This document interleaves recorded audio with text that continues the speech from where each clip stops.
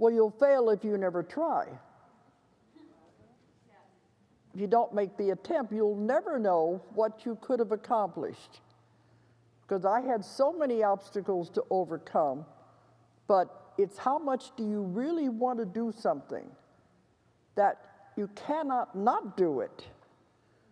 And when I talk at writers' conferences, I say you're not a writer until you cannot not write. It becomes such a compulsion to you, you have to do it.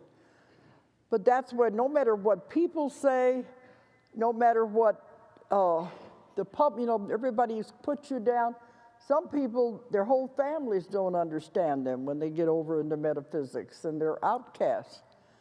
But if you found your path, if you found what you really want to do, you have to do it. If you don't, you'll be miserable. You'll get sick, and you'll be miserable.